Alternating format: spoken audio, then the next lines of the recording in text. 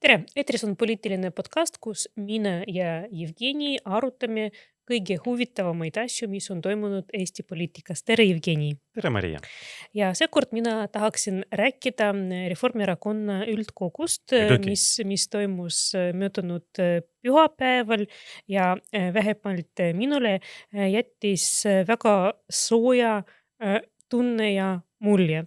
Ja tahtsin küsida sinu käest, mis mulje jäi sulle ja miks sina arvad, meie üldkogu on tekitanud nii palju kriitikat ja isegi, ma ütleksin, hüsteerilisi etteheideid, et meie kritiseerisime meie oponente. Tegelikult igal üldkogul, kui vähemalt vaadata, mis seal toimub, igal üldkogul kritiseeritakse poliitilisi oponente.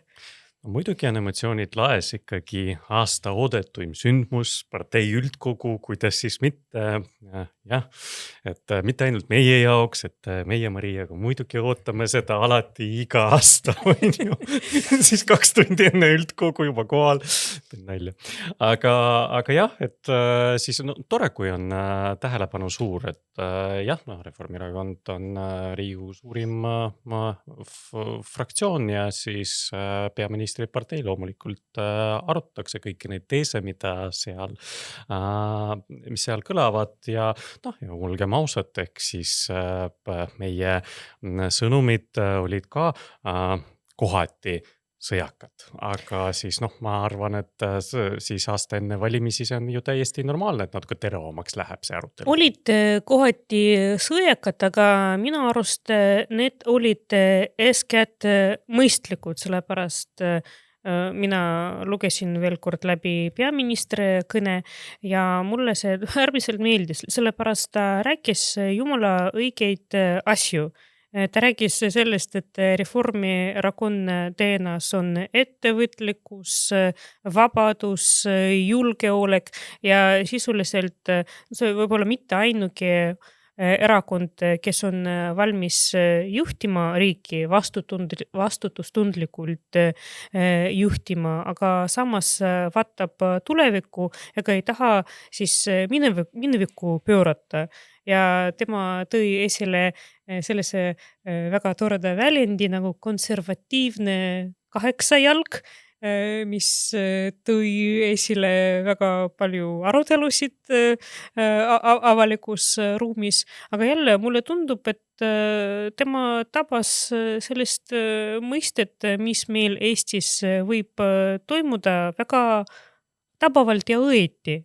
Sellepärast need samad konservatiivid, ma ei saa öelda, et ma olen väga siis konservatiivide vastu, aga lihtsalt mida meie omad konservatiivid siin pakuvad, nad sisuliselt pakuvad, et pöörame siis ja läheme tagasi minevikku ja veel seletavad, miks ei ole võimalik teha seda ja tooda. Jah, et kui vanasti kõige suurem oht oli see kommunismi tont, siis nüüd on konservatiivne 8-jalg väga huvitav, et väga poeetiline, ma isegi ütleksin. Poeetiline. Jah, ja siis minu jaoks on ka see halb üllatus, et me peame uuesti, eks ole, avama seda laeka, mis me arvasime, et on juba pärast EKREIKE valitsus siis kukkumist on juba jäädavalt suletud, et ja siis kogu see konservatiivne liberaalne selline vastasseis sihukestest väärtusküsimustes ja kus need väärtused on siis lääne ühiskonnale enam-vähem peaksid olema iseenesest mõistetavad, et praegu selgub, et jälle mitte nii väga iseenesest mõistetavad. Aga ju siis on ju, see on siis selline sotsiaalne nähtus, see 8-jalg ja siis selline on ühiskonna ootus, et debateerime uuesti, et debateerime võib-olla teise nurga alt, aga eks see muutub ka Riigikogu valimiste üheks peateemaks. Siin ei ole midagi teha ja see on nii maksupoliitikas kui ka võib-olla teistes sotsiaalpoliitika valdkondades oluline.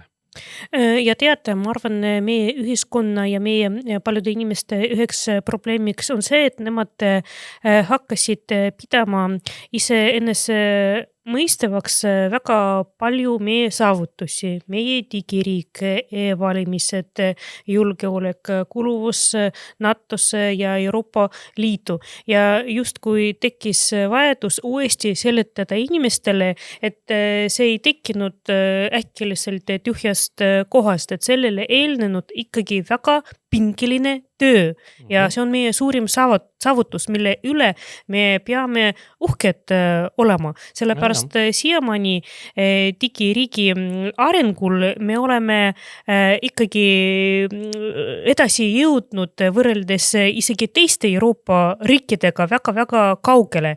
Ja tead, mulle veel üks mõte väga meeldis, ja ma arvan, sellist mõtet on vaja alati inimestele meelde tuletada, et see riik ei tee inimest jõukaks, inimene teeb riigi jõukaks, sellepärast selles mõttes on niivõrd sügav ja äge tera, et iga inimese pingutusest sõltub tema enda jõukus ja riigi jõukus, aga kui kõik inimesed istuvad ja ootavad, et küll linn või riik hakkab eraldama toetusi ja miks nii vähe toetusi on eraldatud, et kuhu me jõuame selle psühholoogiaga? No ära sa räägi, sest Tallinn on just võtnud vastu lisaeelarve, kus need, kes ootasid, et nemad ka said siis lisarahastust, et on nii palju erinevaid organisatsioone, kes natuke lähemalt seisvaid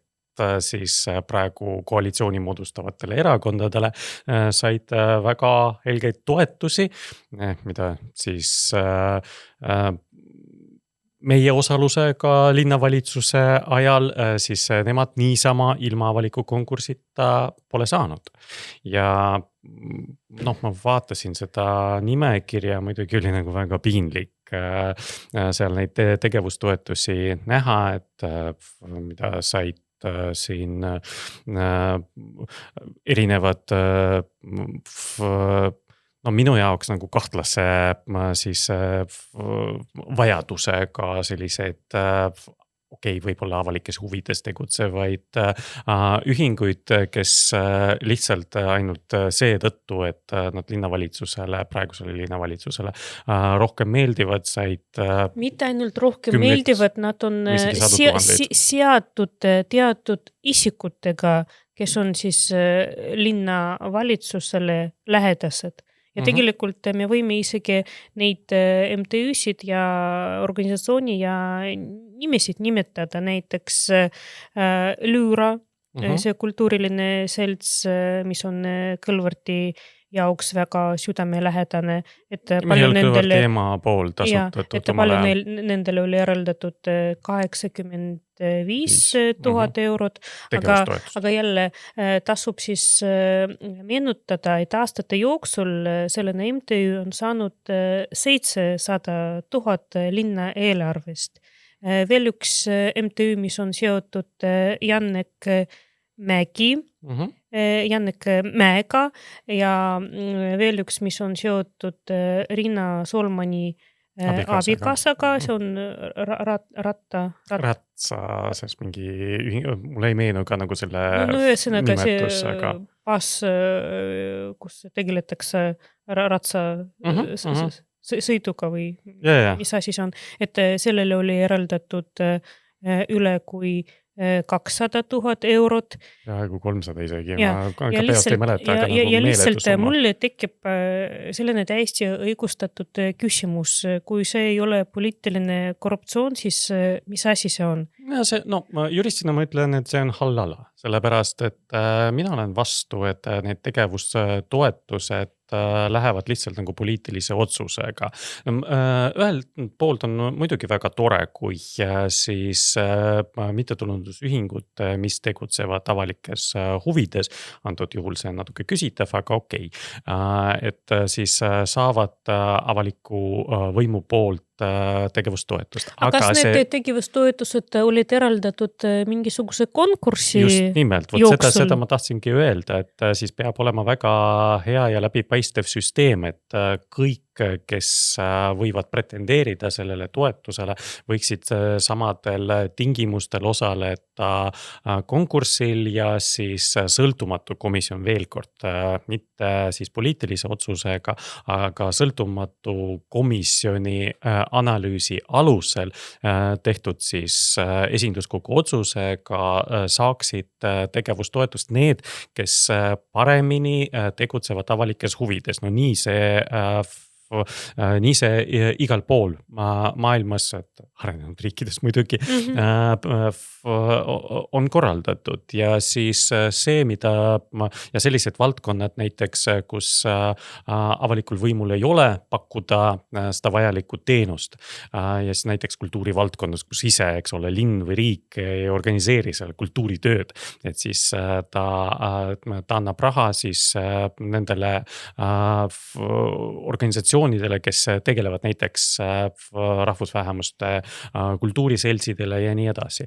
Aga siin ma tahaksin lihtsalt meelde tuletada, et meil selliseid rahvusvähemuste kultuuriseltse on Tallinnas veel, et need ei ole seotud ainult lüüraga, et kui palju on saanud ja proportsionaalselt, kui palju on saanud Tallinna eelarvest teised. Seda tasub eraldi uurida, aga tead, mis on selle juures kõige kurvem, et Tallinna elanikud sisuliselt ei protesti selle vastu ja tead miks, sellepärast neile on juba lubatud, et saate kõrgendatud toetusi, siis esimese klassi minejad saavad toetusi, pensionärid saavad lisatoetusi, paljulapselised pered saavad ka midagi, et lihtsalt nende toetustega inimestele sisuliselt suletakse suu kinni ja nad mõtlevad, las teevad midagi, meie vähemalt saime ka sellest midagi.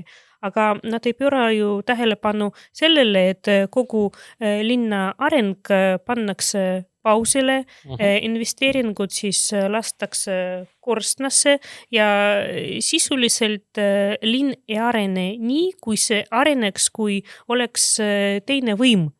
Ja siis selle lisaeelarvega on ka põhimõtteliselt on kahju tehitatud siis sellistele olulistele valdkondadele siin linnamajanduses, nagu meid Põhja-Tallinnas näiteks rannajoone korrashoid ja siis mingid ka laste ja noortega tegelevad siis asutused saavad vähem toetust ja see raha, eks ole, mida ümber jaotakse siis omadele, see on ka kusagilt võetud ja siis eks me teame kust, sellepärast, et see raha ei tule iseenesest ja siis ei ole ka tekkinud sel aastal mingit erakorralist sellest maksutulu tõusu Tallinna linna eelarves. Et see on see planeeritud raha, mis nii palju, kui ma sain aru, et linnas kasvab võlakoormus. Ja, loomulikult. Et see on see probleem on ka ja siis praegu toimub selle toiduahela nii-öelda uuesti siis ülesehitamine. Jah, mida et mitu sellist parteilist töökohta oli loodud, mulle tundub üle 20 või isegi rohkem.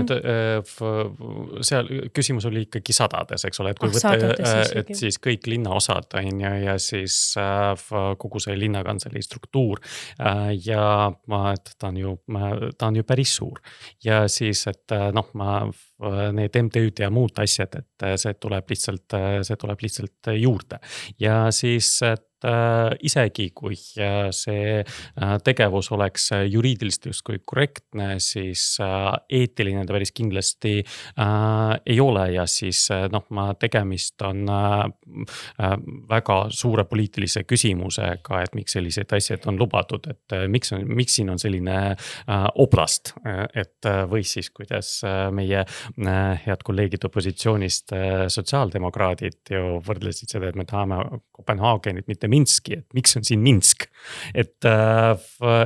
Ja noh, ma kardan, et see Minsk kestab edasi ja ainult suureneb, et kuni Keskerakond seal on esirollis, et kahju, et Isamaa on võtnud lihtsalt selline nende legaliseeriva sellise rolli. Tegelikult mulle tundub, et Isamaa kaotab palju rohkem, kui nad eeldavad sellest koalitsioonist. Kindlasti mitte rahaliselt. Mitte rahaliselt, aga imagoloogiliselt.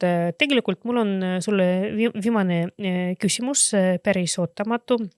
Me oleme siis reformierakondlased, esindame terve mõistusega erakond, mis päriselt opereerib terve mõistuse kompetentsiga, aga mida me peame tegema selleks, et rohkem kõnetama Eesti elanikke? Miks paljud Eesti elanikud on leidnud end olukorras, et nendele meeldivad populistlikud lubadused, et neile meeldib, kui neid ära hirmutatakse ja õhutakse vaenu ja viha, et kuidas me oleme jõudnud selle punktini ja kuidas sealt kuidagi ennast välja kaevata ja ikkagi minna tulevikku? Miljoni euro küsimus, ma ütlen sulle, et sul lõpetuseks niimoodi, aga ma arvan, et poliitika on tsükliline, et siis kui omal ajal oli siis väga suur soov, et need populistid tuleksid võimule, siis okei, et kui Eestis ei olnud nagu see niivõrd märgatav, siis teistes riigides, olgu see Poola, Ungari, näiteks kui Orban tuli võimule või siis kas või Ameerika Ühendriigid ja siis, et kõik need negatiivsed tagajärjed saabusid. Et siis mis puudutab meid, eks siis me peame usaldusväärselt faktipõhiselt rääkima selles, et mis võib juhtuda, kui selline poliitika hakkab tõepoolest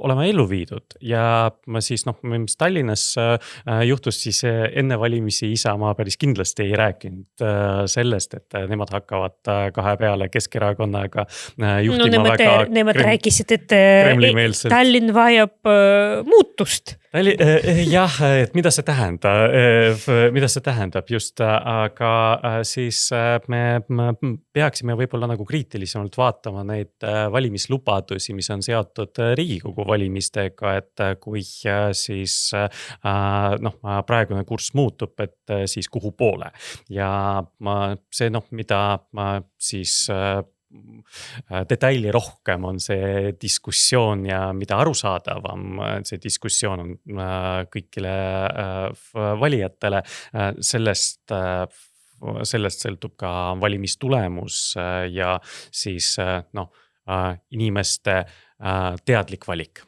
Aga võitleme edasi ja räägime inimestega. Aitäh sulle! Aitäh!